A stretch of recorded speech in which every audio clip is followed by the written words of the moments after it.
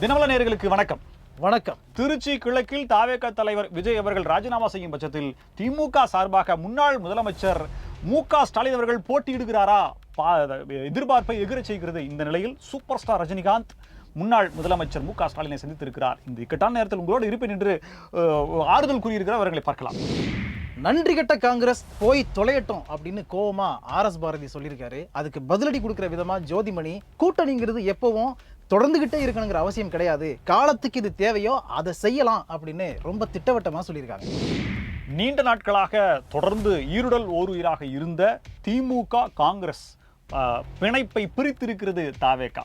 தாவேகாவுக்கு ஆதரவு கொடுப்பதாக காங்கிரஸ் அளித்திருக்கும் நிலையில் இதற்கு பின்னால் காங்கிரஸ் போடுகின்ற மாஸ்டர் பிளான் ஸ்கெட்ச் என்ன பார்க்கலாம். தாவேக தலைவர் விஜய் ஆளுநரை சந்தித்து தமிழக முதலமைச்சராக பொறுப்பேற்க உரிமை கோரியுள்ள நிலையில் தாவேக கட்சிக்கு ஒரு இழுக்கு ஏற்படுற மாதிரி ஒரு செய்தி வந்திருக்கு. அதாவது சிறுமிக்கு பாலியல் தொல்லை கொடுத்ததா தாவேகவை சேர்ந்த ஒருத்தர் கைது செய்யப்பட்டிருக்கார். அதுவும் போக்சோ சட்டத்தில் கைது செய்யப்பட்டிருக்கார். எடப்பாடி கே பழனிசாமி அவர்களை சந்தித்த தாவேகாவினுடைய புசி ஆனந்த் செய்தி வந்த நிலையில நிர்மல்குமார் அதெல்லாம் ஒன்றும் இல்லைங்க, கார் போச்சுக்க, ஆனா கார்ல இருந்தது நாங்க இல்லைங்க அப்படின்ற மாதிரி மறுப்பு தெரிவித்திருக்கிறார். என்ன நடக்கிறது? திமுகவை தாண்டி அதிமுகவோடு ஒரு பிணைப்பை ஏற்படுத்திக் கொள்ள தாவேகா முயல்கிறதா? அவர்களை பார்க்கலாம். காங்கிரஸ் தன்னைத்தானே குழி தோண்டி புதைத்துகிறது அப்படிங்கிற ஒரு மிகப்பெரிய விஷயத்தை டிவிகேஎஸ் இளங்கோவன் சொல்லியிருக்காரு. என்ன நடக்க போகுது, ஏன் இப்படி சொல்லியிருக்காருங்கிறத விவரமா பார்க்கலாம். இதை பத்தி தான் இன்னைக்கு நாம பார்க்க போறோம். இது சைலைட்ஸ். தாவேகா தலைவர் விஜய் அவர்கள் 2 தொகுதிகளில் போட்டியிட்டு 2 தொகுதிகளிலுமே வென்றார். இதுல திருச்சி கிழக்குல அவர் ராஜினாமா செய்ய போறாரு, பதவியை துறக்க போகிறார் அப்படின்ற தகவல் ஓரளவுக்கு வந்துருச்சு. எப்ப செய்ய போறாரு அப்படின்னா 6 மாசத்துக்குள்ள அங்க பை எலெக்ஷன் வரும், இடைத்தேர்தல் வரும் அப்படின்றது. ஸோ அந்த இடத்துல திமுக சார்பா யார் போட்டியிட போறா அப்படின்றதுல மிகப்பெரிய ஹைப்பர் டென்ஷன் ஒன்று உருவாகி இருக்கு. அங்க பாத்தீங்கன்னா முன்னாள் முதலமைச்சர் மு.க. ஸ்டாலின், முத்துவேல் கருணாநிதி ஸ்டாலின் கரெக்டான சாய்ஸ் தானே, வேற லெவல்ல அங்க பண்றாங்க. நேத்து கொளத்தூர் தொகுதியில அவர் போய் மக்களை சந்திச்சார். வாக்களித்த மக்களுக்கு நன்றி சொல்வதற்காக போனார். அப்படியே எல்லாரும் கட்டி காவேரி யாரு கொளத்தூர்ல ஓடிச்சியா அப்படின்னு சொல்ற அளவுக்கு எல்லாம் கட்டி பிடிச்சி இப்படி ஆயிப்போச்சு. கொளத்தூர் அமெரிக்காவுக்கு நிகரா கொண்டு வந்தீங்களே, ஜப்பானுக்கு நிகரா கொண்டு வந்தீங்களே அப்படின்னு சொல்லி பேசி, ஏண்டா அவங்களுக்குலாம் சோரே கிடைக்காதான்னு சொல்லி ஒரு அண்டா ஒன்று சொல்ல பயங்கரமான ஒரு பிரச்சனையா போயிட்டு இருந்த நிலையில இந்த அனுதாபத்தை அப்படியே அலேக்கா வாக்கா தூக்கிறோம். ஐயா இது கொளத்தூரியா, அது திருச்சி கிழக்கியா, அங்கேயும் வந்து விசை பிரச்சாரம் பண்ணுவார்ல, அப்ப நீங்க என்ன பண்ணுவீங்க, அப்ப நீங்க என்ன பண்ணுவீங்க அப்படின்னு சொல்லி கேட்கற நிலையில அதெல்லாம் ஒன்றும் இல்லை, நம்ம போய் நம்ம நிப்போம்னு சொல்லிட்டு இந்த பக்கம் தாவேகா பக்கம் பாத்தீங்க அப்படின்னா சகாயம் சார், முன்னாள் ஐஏஎஸ், அவரை வந்து அதாவது கூப்பா கிருஷ்ணன், அவர் லால்குடியில நம்ம லீமா ரோஸ் அவர்களை எதிர்த்து போட்டிக்கிட்டு தோல்வி அடைந்தவர். ஸோ அவருக்கும் அந்த இது ரெண்டாவது இந்த சகாயம்ன்றது பெஸ்ட் சாய்ஸா இருக்குன்ற மாதிரியும் கனிம வளங்கள் கொள்ளை போறத தடுத்து நிறுத்துவதற்காக ஒரு துறையவே ஏற்படுத்தி அதுக்கு சகாயத்தை நம்ம அதிகாரியா போட்டா என்ன, அதுவும் குறிப்பா போடலாமே. டிஎம்கே ஆட்சி நடந்துகிட்டு இருக்கும் போதே இந்த விஷயத்த பண்ணணும் அப்படின்னு சகாயம் வந்து ட்ரை பண்ணிட்டு இருந்தாரு பண்ணாரு. சோ இது வேற லெவல்ல, அதாவது விஜய்க்கு அது தெரியாது இது தெரியாது, என்னங்க நீங்க ஒரு 2 வருஷம் தான் ஆச்சுன்னு சொல்ல நிலையில இவர் போடுற ஸ்கெட்ச் எல்லாம் பார்த்தா வேற லெவல்ல மலைப்பா இருக்குது. சோ அந்த இடத்துல முன்னாள் முதலமைச்சர் போய் நிக்கிறாரு, மாய் பாருங்க டக்கு டக்குன்னு வருது, முன்னாள் முதலமைச்சர் போட்டிடுறாரு அப்படிங்கிறது என்ன மாதிரியான தைரியம் அப்படின்றது. மறுபடியும் அவர் தோல்வி அடைந்தால் அப்படின்ற மாதிரி வா வா வா அப்படின்னு எல்லாரும் கேக்குறாங்க. பட் இது என்ன நடக்கும் அப்படிங்கிறது தெரியல, பொறுத்து தான் பார்க்கணும். இல்ல இப்பவே நிறைய பேர் வந்து இது காமராஜரே தோக்கடிச்ச ஊருங்க அப்படின்றாங்க. ஆனா பின்னாடி திரும்பி பார்த்தா காமராஜரை தோக்கடிச்சதே திமுகங்கிறத நிறைய பேர் மறந்துடுறாங்க. ஓகேவா? சோ இப்போ இந்த சென்டிமெண்டான விஷயங்கள் வந்து திருச்சி கிழக்குல ஒர்க் அவுட் ஆகுமா அப்படிங்கிற ஒரு கேள்வியும் கண்டிப்பா. ஏன்னா 234 இப்பவே என்னன்னா சில மாவட்டங்கள்ல தாவேகா ஒரு இடத்துல கூட ஜெயிக்கல அப்படின்ற மாதிரி சொல்றாங்க. முதல்ல விஜய் அவர்கள் 214 தொகுதிக்கு பிரச்சாரத்துக்கே போகல. அவரை பத்தி எல்லாரும் என்ன சொன்னாங்க அப்படிங்கறத நீங்களே பாத்துங்க. இந்த நேரத்தில் அதாவது சாட்டர்டே சண்டே மட்டுமே பிரச்சாரம் பண்ணி 6 மணிக்கு மேல 1 நிமிஷம் கூட அவர் பிரச்சாரம் பண்ணாம இருந்தே இந்த அளவுக்குன்னா அக்ரெசிவா பண்ணியிருந்தாங்க. 6 மணிக்கு மேல எங்க வெளில கிளம்ப மாதிரி. ரஜினிகாந்த் சூப்பர் ஸ்டார் அவர்கள் முன்னாள் முதலமைச்சரை போய் சந்திச்சிருக்காரு. ஐயா நீங்க பதவியில் இருந்து போதுதான் நான் உங்களுக்கு சந்திப்பேன் நினைக்காதீங்க, நீங்க எவ்வளவு எம்எல்ஏ சட்டமன்ற உறுப்பினரா இல்லைன்னா கூட நான் வந்து சந்திப்பேன், என்னோட அனுதாபங்கள் அப்படின்னு சொல்லி அவரு என்னையா ஆச்சு அனுதாபம் எல்லாம் சொல்லிட்டு இருக்காரு. இந்த மாதிரில இல்ல, அதாவது சத்யராஜ் சந்திச்சாரு, தன்னுடைய பிரசன்ஸ சூப்பர் ஸ்டார் பண்ணியிருக்காரு. ஏன்னா ஏற்கனவே காலம் என்னது காத்திருந்து பதில் சொல்லுமா அந்த மாதிரி ஒரு ட்வீட் போட்டிருந்தாரு. ஆமா. ஸோ ஒரு வெற்றி பெற்ற உடனே ஒரு வாழ்த்து அப்படின்னு சொல்லி ஃபார்மாலிட்டியா ஒன்று போட்டிருந்தாரு. ஸோ அப்போ தாவேகா விஜய் அவர்களுக்கு எதிராக நிற்கிறாரா? ரஜினிகாந்த் என்னுடைய படங்கள் வரும்போதெல்லாம் உன்னுடைய படங்கள் வந்து எவ்வளவு பிரளயத்தை ஏற்படுத்தி இருக்கின்றன, அதற்கான காயங்கள் தீயினால் சுட்டப்புண் உள்ளாறு மாறாதே நாவினால் சுட்டபடி என்று காயங்கள் ஆறாமல் இருக்கிறதெல்லாம் அந்த மாதிரி சொல்லிட்டு இருக்காங்க. ஸோ இப்போ சூப்பர் ஸ்டார் அவர்கள் திமுகவுக்கு ஆதரவாக முதலமைச்சர் நட்பு ரீதியா முன்னாள் முதலமைச்சர் நட்பு ரீதியா போய் சந்திச்சிருக்கிறது அப்படிங்கிறது பேசுபொருளாக. தாவேக்கு ஆட்சி அமைக்கிறதுக்கு காங்கிரஸ் ஆதரவு கொடுக்குறேன் அப்படின்னு முழு மனசோட சொல்லிட்டாங்க. சொன்னதுக்கு அப்புறம் பயங்கரமா வந்து புயலே கிளம்ப ஆரம்பிச்சிருக்கு. ஒரு பக்கம் திமுகவுக்கு ஆர்எஸ் பாரதி என்ன சொல்றாருன்னா, நன்றி கட்ட காங்கிரஸ் போய் தொலைவட்டுங்கிறார். இன்னைக்கு டைமுக்கு பாத்தீங்கன்னா போனால் போகட்டும் போடா அப்படிங்கிற பாட்டை செம்ம காண்டில் நம்ம பாடணும் அப்படின்னா அதை வந்து ஆர்எஸ் பாரதிக்கு டெடிகேட் பண்ணலாம்னு நினைக்கிறேன். அந்த மாதிரி வந்து அவர் சொல்லியிருக்காரு. அதுக்கப்புறம் ஜோதிமணி அதுக்கு வந்து ரிப்ளை கொடுத்துருக்காங்க. கூட்டணி அப்படிங்கிறது எல்லா காலத்திலையும் அப்படியே தொடர்ந்துகிட்டே இருக்கணுங்கிற அவசியம்லாம் கிடையாது. காலத்துக்கு எது தேவையோ அந்த மாதிரி மாறிக்கிறது தான் கூட்டணி அப்படின்னு அவங்க சூப்பரான ஒரு விஷயத்தை போட்டிருக்காங்க. அதாவது தோல்ல துண்டு போடுறது தப்பு கிடையாது, அந்த துண்டை மாத்தி போடுறதும் தப்பு கிடையாது, துண்டு போடுறது ஒரு தோல் இருக்கா இல்லையா அதுதான் முக்கியம் அப்படிங்கிற மாதிரி அவங்க ஒரு பாயிண்ட சொல்லியிருக்காங்க. மாணிக்கம் தாக்கூரும் இதுக்கு பதில் சொல்லியிருக்காரு. ஸோ திமுகவோட காலங்காலமா இருந்து, அதாவது 2004 இருந்து வர்றாங்க. இவ்வளவு நாளா வந்து நாங்களும் நாடாளுமன்ற தேர்தலாம் ஜோதிமணியும் சேர்ந்து இருக்காங்க. நாடாளுமன்ற தேர்தலாம் தோத்துருக்கோம். இன்னும் தேசிய அளவுல காங்கிரஸ் ரொம்ப மதிப்பு இல்லாம இருக்கு. இந்த நேரத்துல காங்கிரஸின் வளர்ச்சிக்காக நாங்க முடிவு எடுக்கிறதுலையும் தேர்தலுக்கு பிந்து கூட்டணி மாறுறது அப்படிங்கறதெல்லாம் நாங்களே தான் அரசியல் பண்ணிட்டு இருக்கோம் விஷயம் அப்படின்னு சொல்லும்போது, சரி எங்கப்பா அந்த ராகுல் காந்தி அப்படின்னு சொல்லி பார்த்தா அவரு பாத்தீங்கன்னா வெளிநாட்டு பிரஜையாக வெளிநாட்டுல இருக்கிறாரு. அங்கிருந்து வாழ்த்து அப்படின்ற மாதிரி எல்லாம் வந்துட்டு இருக்குது. முன்னாடியே இது பாத்தீங்கன்னா தட்டுக்கள் நகருது, திமுக கூட்டணில இருந்து காங்கிரஸ் வருதுன்றது பார்த்தோம்னா அது வந்து தமிழ்நாடு காங்கிரஸ் முடிவெடுத்துக்கலாம். ஏங்க என்னங்க அப்படியாங்க நீங்க ரொம்ப நல்லவங்களாங்க அப்படின்னு சொல்லும்போது சோ மாரியா பேசி தன்னுடைய ஆதரவு கொடுத்திருக்காங்க. ஒரே ஒரு கண்டிஷன் மட்டும் போட்டிருக்காங்க, மதவாத சக்திகளுக்கு ஆதரவு கொடுக்காத பட்சத்தில் எங்களுடைய ஆதரவு தாவேகாவுக்கு உண்டுன்னு சொல்லிருக்காங்க. என்ன பாஜக தான் சொல்றாங்கன்னு நினைக்கிறேன். கரெக்ட் தான். நீங்க சொல்றது வச்சு பார்த்தா இன்னும் சோனியா காந்தியோட ரிலேட்டிவ் யாராவது இட்டாலி இருப்பாங்கல்ல, அவங்க கிட்ட கூட ஒரு ஒப்பீனியன் கேட்டுட்டு இந்த முடிவு எடுப்பாங்க அப்படின்னு நினைக்கிறேன். அந்த மாதிரிலாம் கூட போயிட்டு இருக்கு. ஆர்எஸ் பாரதி இன்னும் சில கேள்விகளும் கேட்டிருக்காங்க. இந்த இந்தியா கூட்டணி ஒன்று ஸ்டார்ட் பண்ணீங்களே அது கண்டினியூ ஆகுதா அப்படின்னு கேட்டா, அதெல்லாம் எங்க கண்டினியூ ஆகுது, அதெல்லாம் எப்பவும் முடிஞ்சு போச்சு. ஒரு பக்கமா வந்து அவர் அகிலேஷ் யாதவ் போயிட்டாரு, இந்த பக்கம் மம்தா போயிட்டாங்க, இப்போ எதுவுமே கிடையாது, நாங்க மட்டும் தான் இருந்தா அதுவும் பிச்சுக்கிட்டு போயிடுச்சு அப்படின்னு இருக்காரு. இன்னொரு பக்கம் இளங்கோவன் இருக்காருல, டிகேஎஸ் இளங்கோவன், அவர் என்ன சொல்லிருக்காருன்னா, காங்கிரஸ் கட்சி அதுவே தன்னுடைய மூடு விழாவை ஆரம்பிச்சு வைக்குது அப்படின்ற மாதிரி ரொம்ப வருத்தப்பட்டு பேசியிருக்காரு. இவ்வளவு நாளா கூட்டணியில ஒண்ணு முன்னுமா பழகிட்டு திடீர்னு கிளம்பி போனா என்ன பண்றது அப்படின்னு இன்னொருத்தர் கூட சொல்லிருக்காரு, காங்கிரஸ் வந்து முதுகுல குத்திருச்சு அப்படின்னு மாணிக்கம் தாக்கூர் பதில் சொல்லிருக்காரு.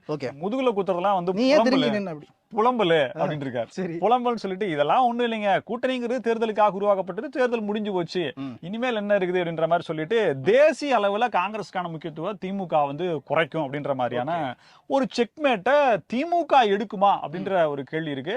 ஒண்ணுமே இல்ல, வேஸ்ட் லக்கேஜ், காங்கிரஸ் ஜெயிக்கிறதே எங்கனாலதான், இன்னும் என்னென்னமோ சொன்னாங்க, எனக்கு டக்கு ஞாபகம் வரல. இப்படி எல்லாம் சொல்லி வர்ணிச்ச நீங்க இப்ப காங்கிரஸ் தானாவே போயிருச்சு, போனா போயிட்டு வந்து விட வேண்டியதானா, ஏன் நீங்க இவ்வளவு தூரம் வருத்தப்படுறீங்க அப்படின்னு சொல்லி காங்கிரஸ்காரங்க கேக்குறாங்க. என்னதான் இருந்தாலும் இவ்வளவு நாள் ஒண்ணுக்குள்ள ஒண்ணா இருந்திருக்காங்க, திடீர்னு இப்படி கிளம்பி போனா வருத்தமா இருக்குமா இல்லையா? ஒண்ணு தாவேகா ஒரு 118 120 அப்படின்னு ஜெயிச்சிருக்கணும், இல்லையா ஒரு 90 95 வந்து வேற மாதிரியான ஒரு செட்டிங் போட்டுருக்கணும். ரெண்டு கட்டானா ஒரு 108ல ஜெயிச்சு அது 107 தான் கணக்குன்னு வச்சு இன்னொரு 17 11 12 சீட்டு வேணும் அப்படின்றப்போ பல பேர்கிட்ட கேட்கற அளவுக்கு இருந்திருக்கு. கடிதமே எழுதிட்டாரு விசிகாவுக்கும் காங்கிரஸுக்கும். கடிதம் எழுதி விசிகா அதுக்கு பதில், யா நான் போட்டுமாயான்னு சொல்லி சின்ன பசங்க மாதிரி திமுக கிட்ட கேட்டுட்டு இருக்காங்க. இங்கேயும் போக கூடாது, இங்கே உட்கார சொல்லி திமுக சொன்ன உடனே அழுதுகிட்டே வீட்டுல உட்காந்துருக்கிற மாதிரி இருக்குது விசிகா. சரி விடுங்க. அதிமுக வந்து கேட்டதாக புஷி ஆனந்த் நேர்லயே போய் கேட்டுக்கான்னு சொல்லிட்டு ஏஎன்ஐ செய்தி நிறுவனம் எக்ஸ் வலைதளத்துல வீடியோவே வெளியிட்டு இருக்காங்க. அந்த 1.5 கோடி ரூபாய் கார் ஒண்ணு இருக்கும்ல, கருப்பா கீழே தாழ்த்தல சொகுசு பேருந்து மாதிரி இருக்கும்ல, இல்லைங்க ஸ்காலியாவா என்னமோ ஒன்று வருங்க, அது ஒண்ணு, அது பிளாக் கலர்ல போறாங்க, கேமரால தெரியுது புஷி ஆனந்த் மாதிரி தான் தெரியுது. சோ இவர் போய் பேசி இருக்காரா அப்படின்ற மாதிரி கேள்விகள்லாம் வருது. இங்கேயுமே பாத்தீங்கன்னா அதிமுக செங்குத்தாக உடைகிறதா, சிவி சண்முகம் தலைமையில் அதிமுக ஒரு பிரிவாக தாவேகாவுக்கு ஆதரவு அளிக்கிறான்னு சொல்லி கதை, திரைக்கதை, வசனம், பாடல்கள், இசை தயாரிப்பு, இணை தயாரிப்பு, வெளியீடு வரைக்கும் போயிட்டாங்க. ஏன்னா 3வது இடத்துல இருக்குது அதிமுக, இன்னமும் ஏன்டா அதையே போட்டு அடிக்கிறீங்க அப்படின்ற மாதிரி கேட்கிற மாதிரி அது சொல்றாங்க. சோ எடப்பாடி கே பழனிசாமி அவர்களுக்கு நெருங்கும் ஆபத்து அப்படின்ற மாதிரி சொல்றாங்க. எஸ்பி வேலுமணிட்ட போய் கேட்டாங்களாமா, என்கிட்ட எல்லாம் ஒண்ணும் இல்லைங்க, 2-3 எம்எல்ஏ தாங்க இருக்காரு, வேணா நீங்க சிவி கிட்ட போய் கேளுங்க, அவரு தான் ஒரு 10-14 வச்சிருக்காரு என்ன எம்எல்ஏவை. அப்புறம் அவர்கிட்ட போய் கேட்டாங்களாமா, அவரு இதுல நான்லாம் ஒன்னும் முடிவு பண்ண முடியாது அப்படின்னு சொல்லிட்டு அப்புறம் அவரு அழுத்தம் கொடுக்கிறார். ஒருவேளை அவரு இதுல இருந்து 1/3 2/3 பிரிச்சுட்டு போய் அவர் தனியா பண்றாரு. ஸோ அதிமுகவே காணாம போய் சொல்லிட்டு கதையெல்லாம் பயங்கரமா கதை சுவாரஸ்யமா இருக்குது இந்த கதை. அப்படியே பாத்தீங்கன்னு வச்சுக்கோங்க வேற லெவல் இருக்கும். ஸோ புஷி ஆனந்த் போய் சந்திச்சாரு அப்படின்ற மாதிரி சொல்லப்படுற நிலையில நிர்மல்குமார் இதற்கு பதில் சொல்லிருக்காரு. ஏங்க அப்படிலாம் யாருமே போய் பார்க்கலங்க, பேசவே இல்லைங்க, இதை பத்தி பேசவே இல்லைங்க. கார் போச்சு, ஆதவர்ஜினோட நிறுவனத்திலிருந்து கார் போச்சு. ஆனா அந்த கார்ல நாங்களும் யாருமே இல்ல பின்னாடி 2 பேர் உட்கார்ந்தது அது மன பிராந்திங்க அப்படின்னு சொல்லி அவர் ஒரு மாதிரி உருட்டி இருக்காரு. என்னதான் நடக்குது அப்படிங்கிறது தெரியல. தேமுதிக தான் அதிமுக கிட்டையும் கூட்டணி பேசும், திமுக கிட்டையும் கூட்டணி பேசும் அப்படின்னா ஜெயிச்ச பிறகு தாவேக்கா இங்கேயும் பேசுது அங்கேயும் பேசுது. என்னதான் உங்களுக்கு பிரச்சனை அப்படின்ற நம்பர்ல பிரச்சனை 108 அப்படிங்கிறதுனால இழுத்துக்கிட்டே இருக்கு ஆம்புலன்ஸ்ல போற மாதிரி. இப்ப அந்த 12 சீட்டுக்கு 3 கட்சி 4 கட்சி சேரும் போது, ஏன்னா ஏற்கனவே பாமக கிட்ட கேட்டிருக்காங்க அவங்க துணை முதலமைச்சரும். இல்ல அன்புமணி அதை பார்த்து அப்படியே அந்த கொஸ்டினை கேட்டோடனே அன்புமணி அப்படியே ஸ்மைல் பண்ணிட்டு போயிருக்காரு, எதுவுமே சொல்லல. துணை முதலமைச்சர் பதவியும் திருச்சி கிழக்கினுடைய இடமும் அந்த சீட்டுடைய இடமும் எக்ஸ்ட்ரா வேணும்னு சொல்லி கேட்டிருக்கிறதாக சொல்லப்படுது. ரொம்ப ஜாஸ்தியா இருக்கேன்னு சொல்லிட்டு அவர் ஏதோ தாவேக தலைவர் நினைச்சிருந்ததாகவும், ஸோ இதெல்லாம் பார்க்கறதுக்கு பேசாம அதிமுகவே கேட்டுருமே அப்படின்ற மாதிரி அங்க ஒரு ரூட் போட்டதாகவும் சொல்லப்படுது. சந்திச்சார்னு ஒரு செய்தி, சந்திக்கவில்லைன்னு ஒரு மறுப்பு செய்தி ஒரு மாதிரியா போயிட்டு இருக்கு. இதுக்கிடையில போய் ஆளுநர் சந்திச்சிருக்காரு. பொறுத்திருந்து பார்க்கலாம் என்ன நடக்குதுன்னு. பேசாம பிரேமலதாவை கூட்டு துணை முதலமைச்சர் பதவி கொடுத்துடலாம்ல. தமிழக முதலமைச்சரா தாவேக தலைவர் விஜய் பொறுப்பேற்றவுடன் போட போற முதல் கையெழுத்து எதுக்காக இருக்க போகுது அப்படின்னு பாத்தீங்கன்னா, நண்பீஸ்லாம் வெயிட்டிங். குழந்தைங்களுக்கும் பெண்களுக்கும் எதுவும் ஆகக்கூடாது அப்படின்னு சொல்லுவார்ல, அதுக்காக தான் அந்த கையெழுத்து இருக்க போகுது அப்படின்னு சொல்றாங்க. அவர் அப்படியெல்லாம் சொல்ல போறாரு அப்படிங்கிற தகவல் வந்துகிட்டு இருக்கும்போதே நமக்கு வந்து இன்னொரு அதிர்ச்சிகரமான செய்தி என்னன்னு பாத்தீங்கன்னா, தாவேக்காவில் இருக்கக்கூடிய ஒருத்தர் தாவேக்கா கட்சியை சேர்ந்து பாத்தீங்கன்னா முதல் கையெழுத்து எதுவா இருக்கும் அப்படின்னா, தமிழ்நாடு முழுக்க பெண்கள் பேருந்துகள்ல விலை இல்லாமல் பயணம் அப்படின்றதுதான் கையெழுத்து ஃபர்ஸ்ட் கையெழுத்தா போடுவாரு அப்படின்னு இருக்காங்க. பாலியல் குற்றங்களை தடுக்கிறதுக்கு நாங்க வந்து தனி ஒரு இலாக்கா அமைப்போம், பெண்கள் குழந்தைகள் அதுக்கப்புறம் முதியோர்களுக்கான இலாக்காவே அமைக்கப்படும் அப்படின்லாம் சொல்றாங்க. அது இருக்குமோ அப்படிங்கிற சரி ஓகே சொல்றாங்க. அந்த மாதிரி இது இந்த உத்தரவுல கையெழுத்து போடுறதுக்காக போக்குவரத்து துறை உயரதிகாரிகளை கலந்து ஆலோசிச்சு அதுல இருக்கக்கூடிய சாதக பாதகங்கள்லாம் விவாதிச்சு நீங்க டாக்குமெண்ட் ரெடி பண்ணுங்க, நான் வந்தவொடனே ஃபர்ஸ்ட் கையெழுத்து அதுதான் போடணும்னு சொல்லி இருக்கிறதாக தகவல் வருது. இதுக்கிட்ட பாத்தீங்கன்னா நம்ம டிஜிபியாக சட்டம் ஒழுங்கு டிஜிபியாக சாரி எனக்கு ஒரு வாய்ப்பு கொடுங்க அப்படின்னு சொல்லிட்டு ஒருத்தர் போய் கேட்டிருக்காரா. அவரை வந்து சார் இவரை கண்டி நீங்க போட்டீங்க தாவேக்கா அம்புடுதான் திமுகவோட மோசமா போயிருன்னு சொல்லிட்டு அவருடைய அருமை பெருமைகள்லாம் எடுத்து எக்ஸ் வலைதளத்துல போட ஆரம்பிச்சிட்டாங்க. இந்த மாதிரியான பல விஷயங்கள் நடந்துகிட்டு இருக்கும்போதுதான் டிவிகேவுல இருந்த ஒருத்தர் வந்து ஒரு பாலியல் குற்றத்துல ஈடுபட்டிருக்காரு அப்படின்னு போக்சோ சட்டத்தின் கீழே கைது செய்யப்பட்டிருக்காரு. ஒரு சிறுமிக்கு பாலியல் தொல்லை கொடுத்ததா ஆர்கே நகர்ல இந்த சம்பவம் நடந்திருக்கு, கைது பண்ணியிருக்காங்க. அதாவது ஒரு பதவியேற்க போற நேரத்துல விஜய் பதவியேற்க போற நேரத்துல இப்படி ஒரு விஷயம் வந்திருக்கு அப்படின்ன உடனே திமுக உடன்பிறப்புகள்லாம் வந்து சோசியல் மீடியால பெண்கள் பாதுகாப்பு வெற்றிகரமாக தொடங்கியது அப்படின்னு ஆரம்பிச்சிட்டாங்க. ரெண்டாவது தாவேகாவினுடைய வேட்பாளர்கள் இது 2 மாற்று கருத்து இருக்கு.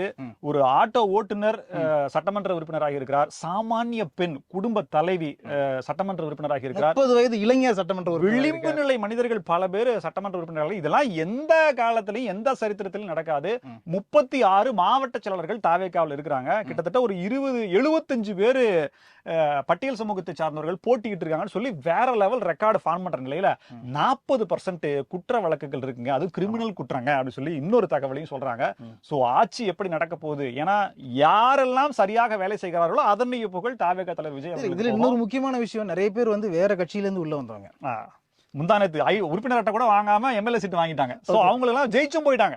சோ அப்படி இருக்கிற நிலையில இவங்களெல்லாம் வச்சுக்கிட்டு எப்படி இந்த நல்லாட்சி தரப்போறாரு. அதுவும் இல்லாம கடும் கோபத்தோட இரு கட்சிகள் இருக்கு, திமுக அதிமுக அப்படின்றது கூட்டணி கட்சிகளா இருக்குது. பல பலமான சமூக வலைதள அமைப்புகள்லாம் இருக்கு. சோ இதெல்லாம் எதிர்த்து வாரியர்ஸ் இருக்காங்க, டிஎம்கே ஏடிஎம்கே வாரியர்ஸ் இருக்காங்க. சோ இதெல்லாம் எதிர்த்து எப்படி இவரு நல்லாட்சி கொடுக்க போறாரு, எப்படி ஆட்சி புரிய போறாரு, ஒரு குற்றம் கூட நடக்காம எப்படி பண்ண போறாரு அப்படின்றது கேள்விக்குறியா இருக்கு. பொறுத்திருந்து தான் பார்க்கணும். தாவேக்கா எம்எல்ஏக்கள் எல்லாருமே கொண்டு வந்து, அதாவது வெளியூர்ல இருந்து வந்த எம்எல்ஏ எல்லாரையும் கொண்டு வந்து பாதுகாப்பா ஒரு நட்சத்திர விடுதியில தங்க வச்சிருக்காங்க. எனக்கு மறுபடியும் அது ஞாபகம் வந்துகிட்டே போயிட்டு இருக்கு. அது நடக்காதுல்ல, கூவத்தூர் தானே, அதெல்லாம் சேஃபா தான் இருக்கலாம், வாய்ப்பு இல்ல. இது என்ன அதுக்கு காரணம் சொல்லிருக்காங்க. என்ன அப்படின்னா தாவேகாவினுடைய சட்டமன்ற உறுப்பினர்கள் பல இடங்கள்ல இருந்து வந்திருக்காங்க. அவங்க புதிதாக சென்னைக்கே இப்பதான் வர்றாங்க. சென்னைக்கே பஸ் இப்பதான் ஏறி இருக்காங்க. அப்படின்றதுனால அவங்க எங்க போய் தங்கறது, அவங்களுக்கு சாப்பாடு தங்குற இடம், உங்களுக்கு சொந்தக்காரங்க தெரிஞ்சவங்க, திடீர்னு அவங்க பாருக்கு அண்ணா அறிவாலயத்துக்கு போறேன்னு சொல்லிட்டு பீச்சுக்கு போய் சமாதி எல்லாம் பார்க்க ஆரம்பிச்சிட்டாங்க அப்படின்னா ஒரு சாமானிய தொண்டனா அவங்க அப்படிதான் நினைப்பாங்க. அதனால அவங்களுக்கு ஒரு பாதுகாப்பு பிளஸ் அவங்களுக்கு தேவை அப்படிங்கறதுனால அவங்க தங்க வைக்கப்பட்டிருக்காங்க. தாவேக்கா ஏற்பாடு பண்ணிருக்கீங்க. கமலாலயத்துக்கு மாறி போறதுக்கு எல்லாம் வாய்ப்பு இல்ல. அண்ணா அறிவாலயத்துக்கு போயிட்டு சமாதிக்கு போவாங்க. இதே போல பல புதிய தகவல்களோடு மீண்டும் உங்களை சந்திக்கிறோம். இது சைலைட்ஸ். நன்றி.